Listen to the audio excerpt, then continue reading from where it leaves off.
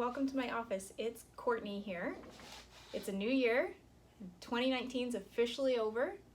We're in 2020, and here in Canada, although tax time isn't until February, March, the deadline's in February, I believe. I am by no means an accountant or a tax expert. I have my girl to do that for me, but I just wanted to create this video to help you guys kind of sift through your list as you get your tax stuff ready. Now that we're officially finished a full calendar year, you can start compiling things and going over things to prepare for when the tax deadline does arrive. Now, the first thing that I always recommend to every new rep that signs up is to get a binder, grab a file folder, whatever that is, that you can just pile away invoices.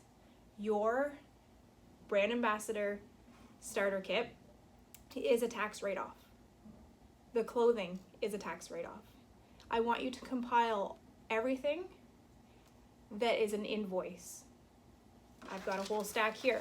I've got invoices here from ranging from clothing to Bell invoice because I got a new cell phone, to cell phone bills, internet bills. What else do I have written down here? So furniture, like if you've purchased furniture for your office, that's a tax write-off. Facebook ads, if you ran Facebook ads, you will have to print those off the internet, so print those off. Marketing material, maybe you invested in some marketing material through Vistaprint, which you'll actually have to print those off the internet as well, so go print those off. Everything from 2019. Giveaways, maybe you've done some giveaways.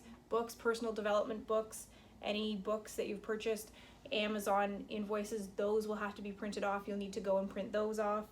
Website fees, if you have a website that you run outside of the given website from Zyia, you're going to want to print those off as well. So really sit down and make a list of all the things that were a cost to you that you had to use or need in order to run your business, because you're going to be able to credit those towards your income. And so the second thing you should be doing after signing up as a rep is putting some earnings aside.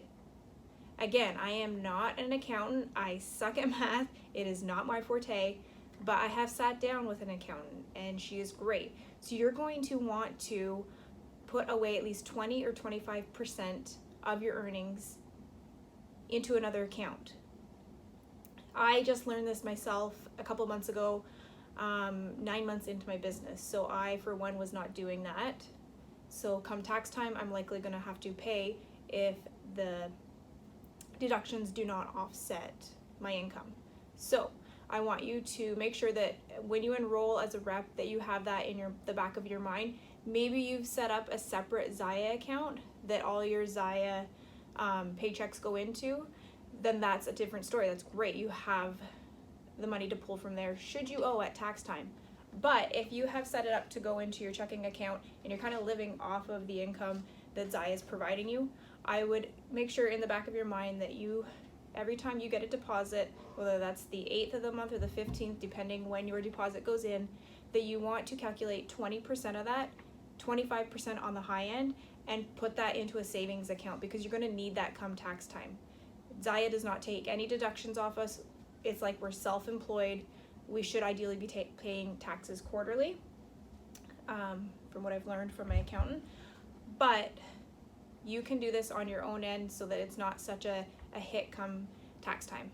So before I close out this video, I'm going to list off some other key points that you may be able to write off for tax time. So when it comes to your home, there's many things that you can write off, at least a portion of. So here, this is my basement, this is my home office, this is where I run my business from. So I am going to be able to write a portion of my mortgage off. And I believe a portion of the property tax too. Not 100% on that, but I know at least a portion of the mortgage. I'm also going to be able to claim heat and hydro, and I've already mentioned internet. Anything that you use to run your business, you will be able to claim that.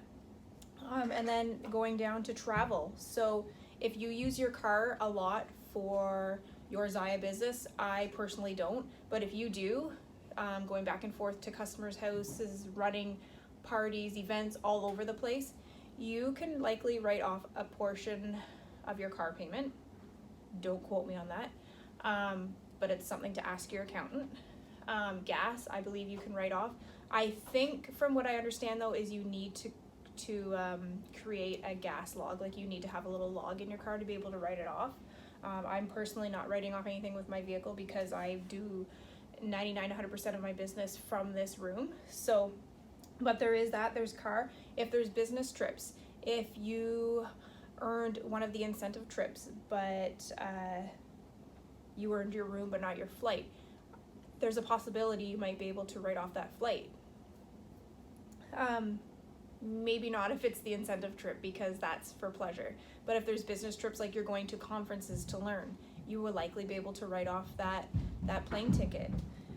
Conventions, I've got conventions. Maybe you're going to a Tony Robbins convention or a convention at a city away, or maybe you've done pop-ups and events that maybe cost a lot of money or didn't cost a lot of money, but you can write all that stuff off. So now that we're at the end of 2019 and we're in a brand new year, I'm going to encourage you to start making a list of all the business write-offs so that come tax time you're not scrambling.